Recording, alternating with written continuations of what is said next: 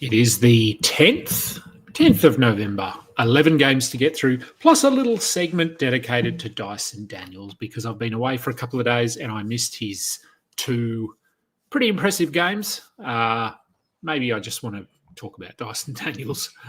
This is the post-game show. Let's go balls deep. I'm the type to get shit done. You the type to observe. March Madness on my speakers, but today's November 23rd. Got something loud in the blunt, yeah. I don't say what I want, yeah. Probably somewhere sunny getting tan. Foreign women in the sun, yeah. That's all that I need. That's all that I need. That's all that I need. Got my brothers with me. Got my brothers with me and my mama's healthy. That's all that I need. Welcome to the Balls Deep podcast brought to you by Fantasy Basketball International. I am Adam King. Find me on Twitter at AdamKing91. Find us on Twitter at FBI Basketball. We are also part of the Old Man Squad. Find them on Twitter at Old Man Squad or go and bother Dan Besbris. He loves to be bothered. 11 games. I have been away for a couple of days, so I'm just going to cover the Sunday games, but I thought I'd talk a little bit about Dyson Daniels because while I was away, he had a couple of pretty good games. Anyone who follows me or knows me is aware that I was pretty high on him coming into the season as a potential dark horse for steals league leader. He probably is leading the league in steals, actually. Let me just have a look. Full season ranks. Oh, it's thinking. Okay, it doesn't like that. Let's reset. Okay. Rankings. Let's have a look at steals when it loads. Steals. Dyson Daniels is leading the league in steals with 3.3. Sitting behind him, CJ McCollum. Obviously, he's out, so I'm not going to include him. Jordan Poole is second at 2.1. Scotty Barnes is out. Kevin Love, not going to include him. Jalen Williams sitting at 1.9. So, yeah, Dyson at the moment leading with 3.3. He is now, ranks, of course, we talk about this all the time. Ranks do not mean everything, and in this instance, they certainly do not. Because Dyson Daniels is the 30th ranked player, but steals are far and away his best category. But that is why I wanted to draft him, because I thought he could lead the league in steals.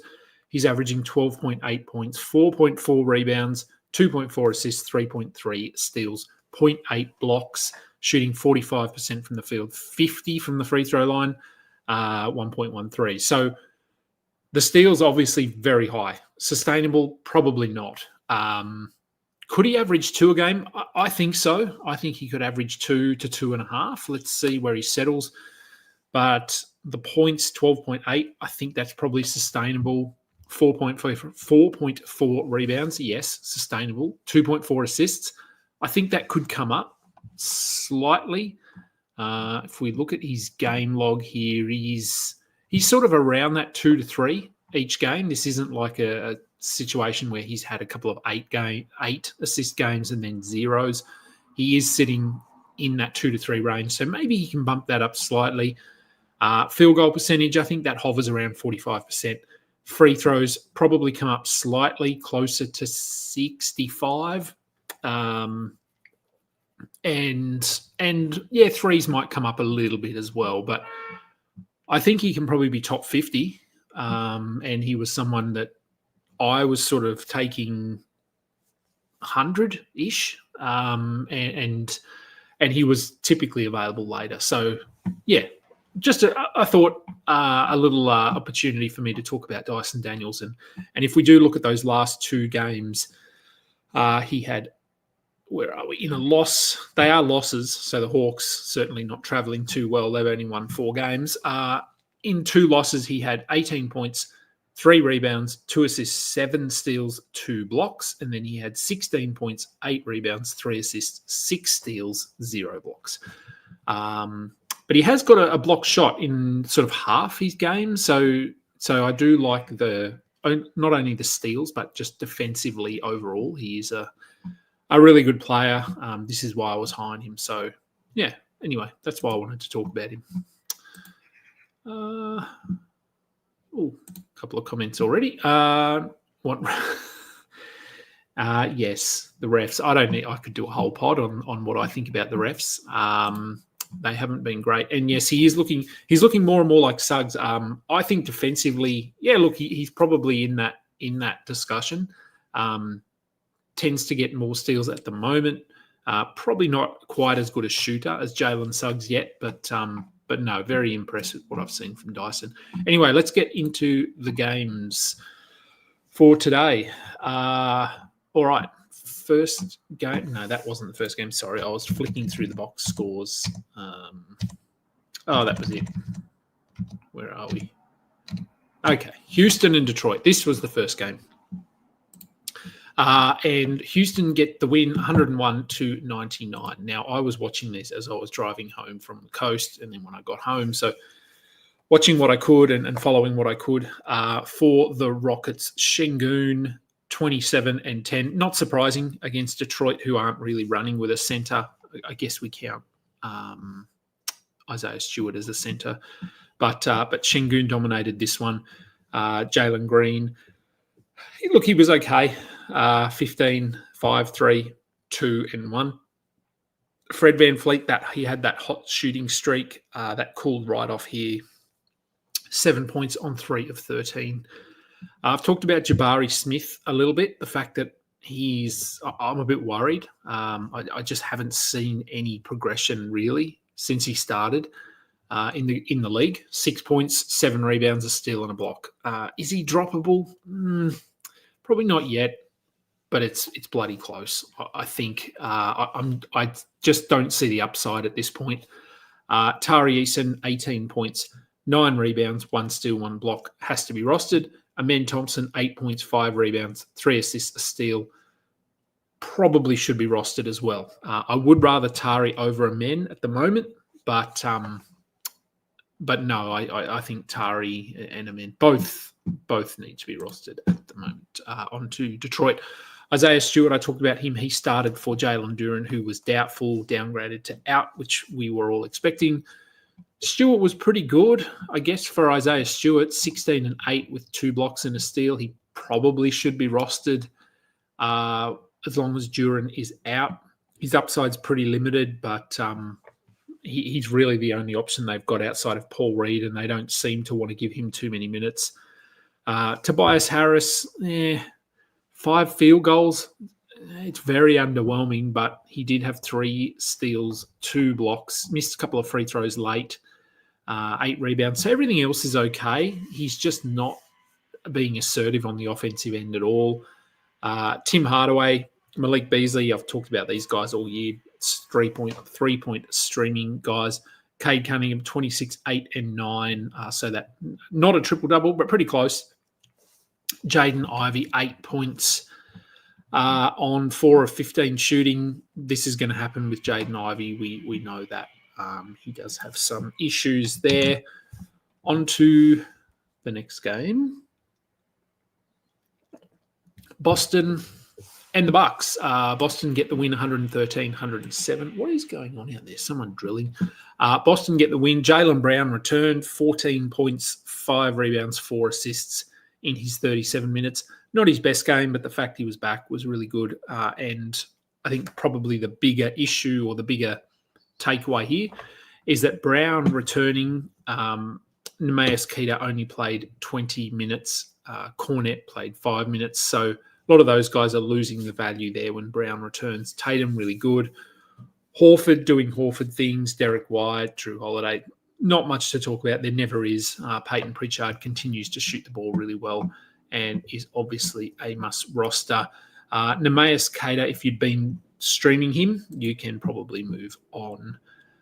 For the Bucks, Andre Jackson, when he moved into the starting lineup on Friday, I think he had 4 steals. And since then, he's done nothing and only played 23 minutes here. AJ Green, and this is without Gary Trent. So AJ Green played 27 minutes, had 12 points, 3 steals. Neither, I don't know. I don't think either are worth rostering. AJ Green has a little bit more upside on the offensive end. He's a good three-point shooter. Andre Jackson, usually a little bit better on the defensive end, but neither are going to do a lot here as long as the Bucks are healthy. Giannis, 43, 13, and 5 with 2 blocks. Very good. Torian Prince, 3s and steals. 9 points, 2 steals. Brook Lopez, been pretty inconsistent this year. He had 6 points, 3 blocks. He's a blocks guy. He probably should be rostered, but pretty underwhelming. And Damian Lillard cooled off a bit here. 14 points on 4 of 15 shooting with 3 steals. On to the third game of the night, New York and Indiana. The Pacers get the win here, 132 to 121. For the Knicks, Anunoby continues to play pretty well. 25 points, 4 rebounds, 2 steals. If you drafted him for 3s and steals, he's getting you those, and then the points are really a bonus. Cat looks great. Brunson looks good after his slow start to the season. Josh Hart has been serviceable as well, 16 and 10 with 6 assists. So this is what we were seeing from him towards the back end, and this is really just an indication or highlights the fact that the Knicks have no depth at all. Miles McBride played 29 minutes, had 7 points, 2 steals. He's fine if you want to roster him, but I think streaming his spot is probably a better option. For the Pacers, Benedict Mathurin continues to be red hot, 38 points on 13 of 18 shooting. Just ride this while it lasts, while Neesmith is out. Both Neesmith and Nembhard are facing multi-week absences from what we've been told. So Mathurin is a fairly safe play in terms of his role. Siakam, not his best game, 14 and 8. Miles Turner, 26, 6, 1 assist, 2 blocks. He's playing huge minutes because they don't have a centre other than him. Tyrese Halliburton finally gets going. If you've been holding him, as I have in one league, 35 points, 14 assists, 2 steals. This is 35 points are probably a bit on the high side.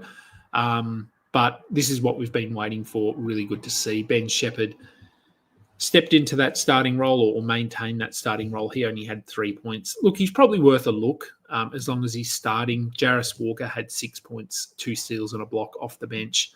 TJ McConnell, 6 points, 3 assists in 16 minutes. I'd keep an eye on him because his minutes, he was coming back here. His minutes could go up. If he can hit 20 to 22 minutes, he has some nice streaming value. The Wizards and the Magic, pretty comfortable win here for the Magic, as they should against this Wizards team. For the Wizards, Carrington suffered an injury. What was his injury? I did read this. Let me just have a look. Carrington.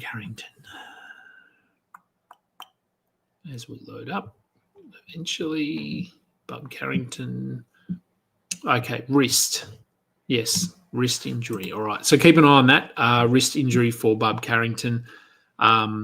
He'd obviously want to play through this, but Wizards have no incentive at all. Koulibaly, 20 points. So he back in the offensive mood here. 20 points on 9 of 11 shooting, 3 blocks, 1 steal. Has to be rostered. Kaishon George, not much on the defensive end, but he had 15 points, 7 rebounds with a steal. Has to be rostered. Alex Sarr, 11 points, 2 blocks, 1 steal. Has to be rostered. Bub Carrington, I'm holding him. Jordan Poole, 24 points. The steals have obviously dropped off. He was red hot in that category to start the season, but not surprisingly, 0 steals here, but still had 24 points, as I said, 4 rebounds, 1 assist. We're holding him. And Corey Kispert off the bench, 25 minutes, 2 points. Too inconsistent for me. Valanciunas, I don't know. If you want to, 8 points, 3 rebounds, a block. But 18 minutes, they're not invested in him at all at this stage. For the Magic, minutes were down a bit here. This was a blowout. De Silva got some good run, but I'm not really targeting him. Franz has been really good. Goga Badadze, 10 points, 12 rebounds, and a block in 22 minutes. He could have had a nice line here if they'd actually needed to play him in the second half.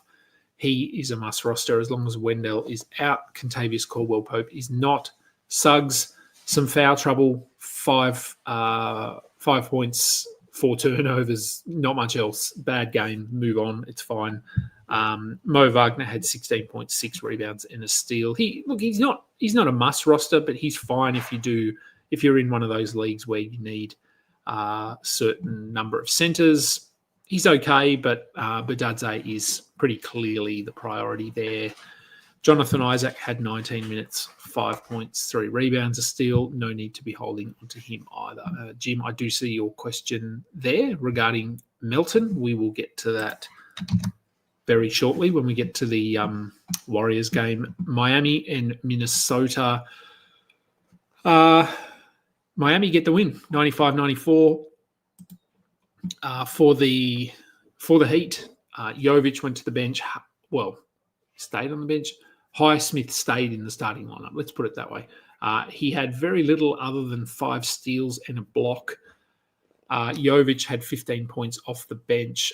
I think maybe they stick with this now. Kevin Love had 6 points. We don't need Kevin Love. Why is he even out there, to be honest? Bam Adebayo continues to be average, 9 points, 7 rebounds. The 7 assists are good. The 3 blocks, we're not expecting that from Bam. Look, he's fine. I mean, we hold him, but he has been pretty underwhelming. Tyler Hero, we know what he is and what he can do. Terry Rozier, pretty bad. He started the season pretty well, but 11 points here. He had 3 steals and a block, and that probably buys him another game or 2, but he is pushing into drop territory. I wouldn't be dropping him just yet.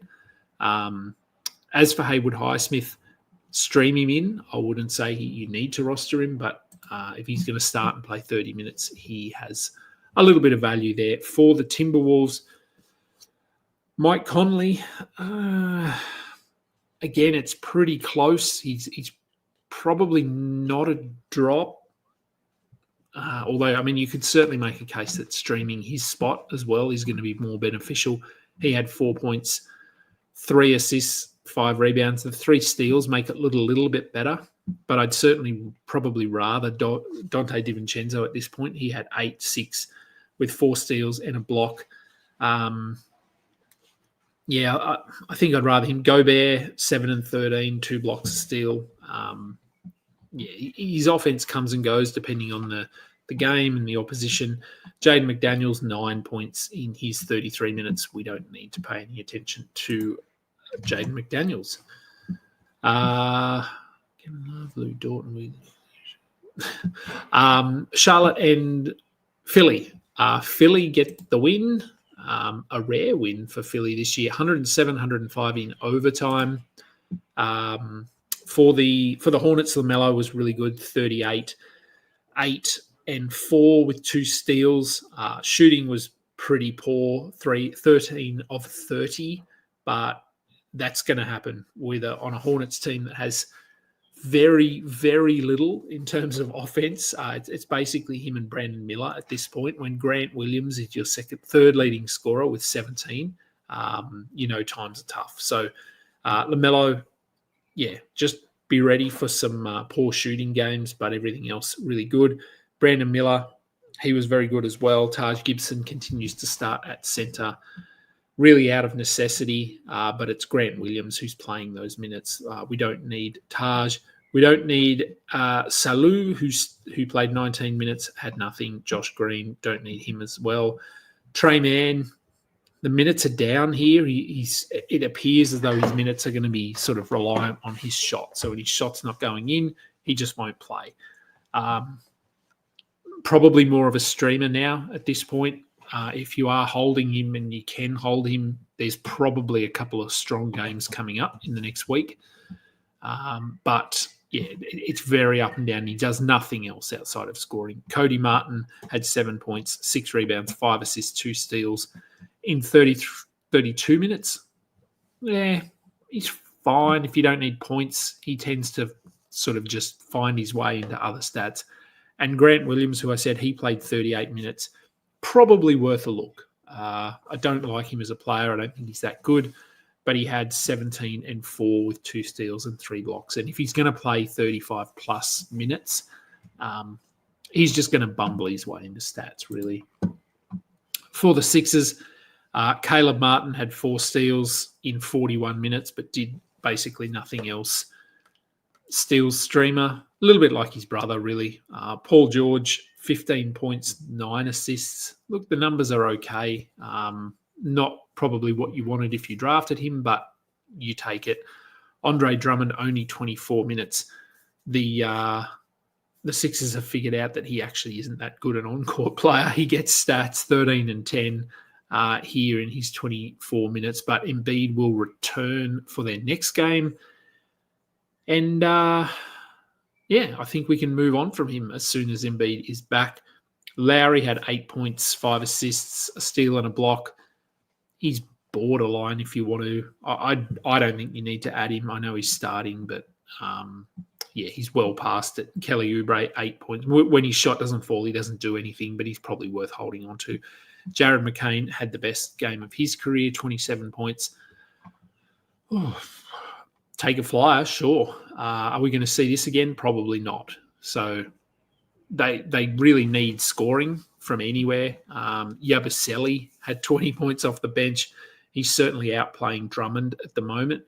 It will actually be interesting to see when Embiid is back. Maybe the first game might not be a true indication, but if Embiid can come back and stay healthy, I don't know. Drummond might fall out of the rotation here. They might just play Yabusele as the backup in certain situations, and it might be that Drummond doesn't leave the bench. So something to keep an eye on, I think. Golden State and Oklahoma City. We'll get to the Thunder, obviously, in a second, and the injury to Chet. But for the Warriors, Melton moved into the starting lineup. I don't know if this was a matchup thing. Trace Jackson-Davis only played 5 minutes, but that basically lines up with what Chet did. So, I don't really pay attention to that. But Melton, certainly, if he is going to start here and play 25, 27, 30 minutes a night, he had 19 and 10 with 3 steals. We know what he can do. I would certainly be adding him if he's available. I'm not certain. I'll just pop Jim's question up now. Would you drop a Kongwu for Melton? Oh, it's hard.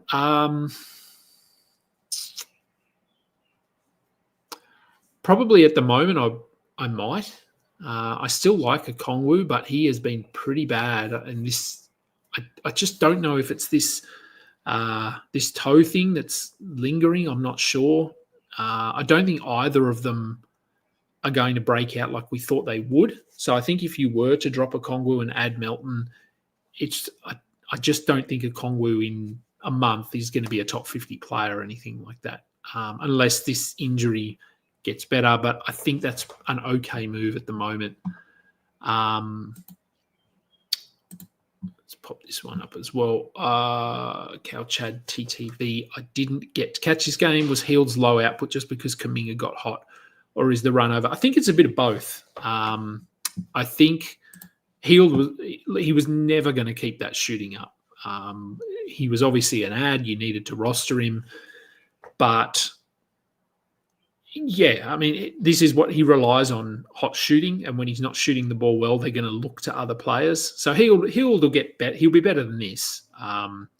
But with the depth that they have here in Golden State, I just think that there's going to be situations where Hield falls off and then he comes back. So I certainly wouldn't be dropping him after this. Wiggins, pretty good. Draymond Green, people know I'm not that high on him, but he did have 8 points, 11 assists. He should be rostered. Trace Jackson-Davis, I said he only played 5 minutes, 2 points, 2 rebounds. He's probably a drop anyway. Kuminga had 20 points in his 26 minutes. I think they're just going to go with whoever's hot. So if it's Kuminga, he'll get 26 minutes. If he's not shooting the ball well, he'll get 18. Hield, if he's shooting the ball well, will get 30. If not, he gets 21. Pajemski, if he's shooting the ball well, he'll get up to 27. And if he's not, he gets 15. So many options here in Golden State. Would I drop Roclaren? Would you drop Andrew Wiggins for Melton in a 9-cat roto? In terms of production, probably. Like, I think Melton, we know he can do more across the board. But I think it's pretty clear that Wiggins' role is very secure here. Melton, the minutes up and down. This start came really out of nowhere. And he also has that back issue, which has been ongoing for the last 12 months. So I probably wouldn't at this point, just because I think Wiggins, he wasn't bad here. Like, Wiggins had 18 points, 5 assists, 3 steals, a block. Melton was better, I guess, in his minutes, but Wiggins played almost 10 more minutes. So I still think Wiggins is probably the preferred guy there. Onto OKC. Chet Holmgren, 5 minutes, went down. It was a weird looking injury. It's a hip injury. That's what they're reporting. But it doesn't sound too bad. He seems pretty upbeat.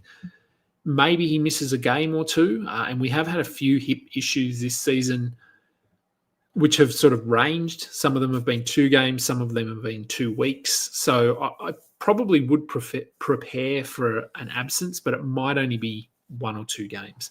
Might have been a bit more of a stinger kind of thing. And then OKC were a bit like, well, we're going to win so many games. This one doesn't really matter.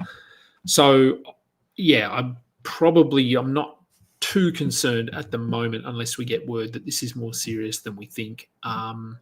But if we're talking about, rumours it's a fracture, okay, well, that might have come out, in the last little bit. And if it is, then, God, yes, it is a bad one. Okay, last 10 to 15 minutes. Let me have a look. Thank you for that.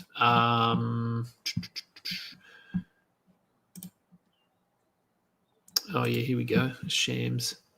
Yep. Okay, it's been confirmed. All right. Forget exactly what I said there.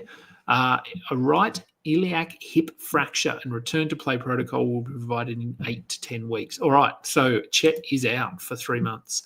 Let me move that off there. So, the question, Hartenstein is probably, 4 to 6 weeks? He got injured before the season. We're 3 weeks in now, I think, 3 or 4. Look, Hartenstein's probably 2 weeks away. So obviously he will move into a huge role once he's back. As for the next 2 weeks, I don't think there's a clear ad, as we saw here, because they just don't have a centre. They're going to run a whole lot of small ball. If you look at the guys on the bench from tonight's game, Cason Wallace was obviously the biggest beneficiary. He played 30 minutes. That's not surprising. He's probably worth a look if you need steals and some points. Isaiah Joe, 3 points only. He can't really play at centre. There's not really anyone in that starting lineup. They can shift up to centre. I guess Lou Dort, maybe, but I wouldn't want to be pushing anyone else up. It's probably Alex Caruso. I guess you could play him at centre. The minutes were spread here. Usman Dieng, who only played 11 minutes, he's an option. So I don't actually think there's a clear pickup based on this game. I think if you've got Dort, maybe we hold him. If you've got Cason Wallace, we certainly hold. If not, maybe you want to grab him and see what happens. Caruso, probably a hold as well. It probably is just a wait and see situation here.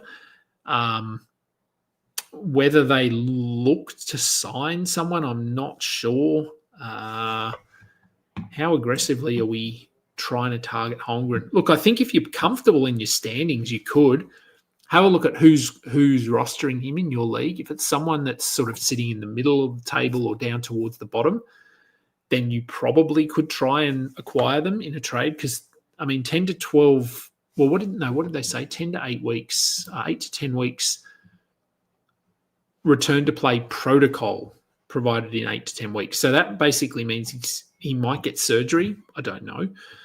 But they're not even going to give a timeline on him for 2 months here. So that's, if we average 3.5 to 4 games a week for 10 weeks, that's 35 games he's going to miss, which is almost half the year. So this is big. And I mean, we talked about this at the start of the season with Chet, that he was very healthy last year, played in every game, but you just don't know. Like, this was a freaky injury. If you saw it, it was not something you could foresee coming at all. And yes, OKC does make a ton of sense for landing Jonas, and they're going to have to get probably a backup. I said Hartenstein is going to start when he comes in, and he is going to be very good. So check that he's not available. Check that someone hasn't dropped him because they needed to free up his IR spot, because he is going to play a lot. But yes, maybe they do need to get someone like Jonas Valanciunas in to play 20 minutes off the bench behind Hartenstein. I don't know, but this is certainly very big news with Chet slated to miss 3 months maybe. And yeah, as I said, I don't see a clear pickup at this point. I would probably just, if you've got a free roster spot, you've got someone who you can just throw out, grab Cason Wallace, grab Alex Caruso, and let's just see what they do with their rotation. But they're going to have to play a lot of small ball because they don't have any other options. All right, moving through to the next game. Dallas and Denver. Denver get the win. Jokic continues to be pretty good. Let's talk about Dallas first. Najee Marshall started again, 36 minutes, 11 points, a steal and a block, 8 rebounds.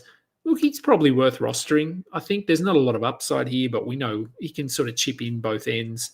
Klay Thompson, is he a streamer, just? Yeah, he's probably slightly better than just a streamer, but he certainly hasn't been great. Gafford has been very good with Derek Lively out. Doncic, not his best game, 24 points, 9 rebounds, 9 assists, a steal and a block. So numbers still very good, but offensively a little bit quiet. Kyrie, I think I read somewhere that he's the 4th ranked player at the moment. So very good start to the year for him. And then the bench, where we just don't care. For Denver, now I've got this tweet up here somewhere about Jokic. Now I was on the Wemby train as number 1 pick, and Nikola Jokic has made us all look like fools to this point so this was a tweet that I read. So no one in NBA history has averaged 28, 11, and 11 on 65% true shooting across 10 games. Jokic is averaging 30, 14, and 12 on 67% true shooting through 10 games. So yeah, we thought he couldn't get any better, and I guess we were wrong. He had 37, 18, and 15 with 3 steals. Yeah, he's number 1, and if you've got him, well done. I do have him in one league, and which league? And I'm actually struggling in that league, but I think it's because I also have Paolo and I also have Maxey, and so I've got a lot of injuries, but he's keeping me competitive. Peyton Watson, 16 points, a block, 5 rebounds. He needs to be rostered. With Jamal Murray back, as we expected, Russell Westbrook, not someone we need to roster anymore. 6 points, 5 assists, a steal. Strouthar had 12 points in 23 minutes, just a point streamer. I think Christian Brown, he's been very good, continues to be very good. Sacramento and Phoenix. This one goes into overtime as well. And then DeMar DeRozan takes over. 34 points. Not a lot else, but he's looked really good in Sacramento. Keegan Murray, 14 and 14. He's been all right. The scoring is a bit inconsistent, but those rebounding numbers very impressive. Sabonis, 20, 12, and 5. In his 39 minutes, De'Aaron Fox, he got some late points here. He finished with 21 points, 11 rebounds, 8 assists. Kevin Huerter, 17 points, 3 steals, a block in 35 minutes. Probably should be rostered. Malik Monk only lasted 8 minutes in this game. So I think we're probably adding Herder, Keon Ellis, maybe. Just for steals, though. So if you need steals, I would be looking at Keon Ellis here because he will be playing good minutes with Monk out for a week or two. Herder, I think, though, if he's starting, is probably the priority. But and he did have 3 steals here, but you would certainly expect Keon Ellis to be more productive in that category on most nights. For Phoenix, without Kevin Durant, who's out for a couple of weeks, Ryan Dunn started, 8 points, a steal and a block, 21 minutes. I think I'd rather Royce O'Neal here, and that's coming from me, and I don't even think Royce is that good, but he had 8 points, 9 rebounds, steal and a block. We saw him do this in Brooklyn a couple of years ago. If he can get 30 minutes a night, he's probably going to put up 12-team value. Nurkic, I think, also left in this one. Someone can probably put in there what his injury was, but I'm sure I saw that he left. Come on, load up. Here we go. Left ankle soreness. That doesn't mean anything. If Nurkic is out, is it Plumlee time? Maybe. Plumlee played 26 minutes here, 6 and 11 with 6 assists. Look, we know if Plumlee starts and plays 26, 28 minutes a night, he's probably worth adding because he gets good assist numbers. He can get a steal. He can get a block. He's efficient. So just, monitor that. See if Nurkic is going to miss time here. They could certainly go small, but without Kevin Durant there, it's going to be hard. So I'm not sure you could play Ryan Dunn and Royce O'Neal together. So there is a chance here that we may see the cockroach Mason Plumlee put up value for a week if Nurkic is going to miss time. Grayson Allen, 3-point streamer, nothing else. Memphis and Portland, this one was a blowout. We don't need to really dissect this one too much. Memphis were up by about 25 at quarter time. This one was ugly. Brandon Clark started again over Zach Edey, but Zach Edey, very good again off the bench. 12 points, 6 rebounds, 4 steals, a block. I think Edey should be rostered. I'm holding him in a league. I haven't really thought about dropping him yet. Aldama, worth rostering. Jalen Wells, worth rostering. Scottie Pippen, worth rostering. So many injuries that you just have to be holding these guys. Jake LaRavia, 18 points, 3 steals, 3 blocks in 23 minutes. Probably worth rostering as well. He won't be this good, but part of this is, you play Portland, you put up good stats. And Jay Huff, 12 points, 6 blocks in his 20 minutes. This is really a Portland special. Jay Huff, if you want to stream him in, fine. Yes, Nurkic was a championship winner.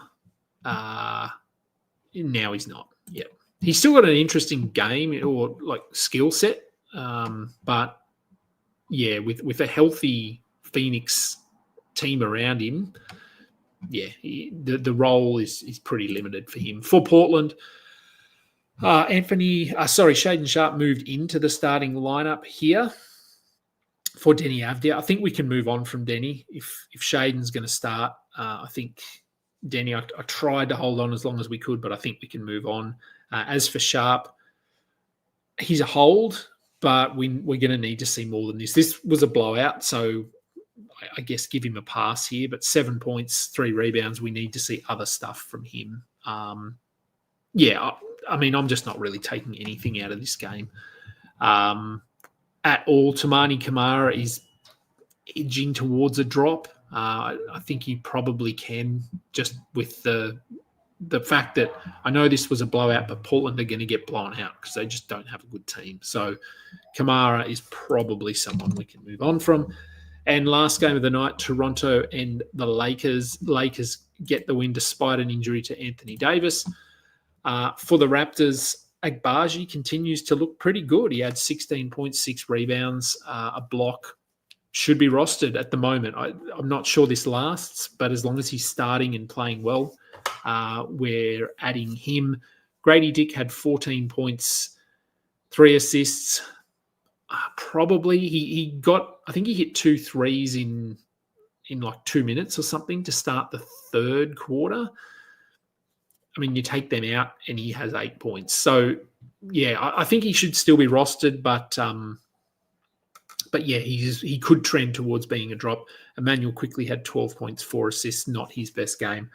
RJ Barrett, 18 points, 4 assists. They're sort of just sharing the wealth here. And Scotty Barnes has got to come back at some point, and he's going to impact all these guys. I think the safest is probably Jakob Poeltl, just because he's going to get rebounds, he's going to get blocks. Chris Boucher had 18 points in his 20 minutes.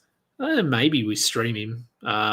We know Chris Boucher can be a week special, and then he'll just fall off and do nothing. But if you want to add him, fine. For the Lakers, I said Anthony Davis suffered an eye injury. He had a really good night before that, 22 points, 4 rebounds, 2 blocks, 1 steal. No word on this injury as far as I know. Nothing popping up in terms of how severe this is. He got a... was it Poeltl? It might have been Poeltl. It was someone anyway going for a dunk and copped him with their off arm.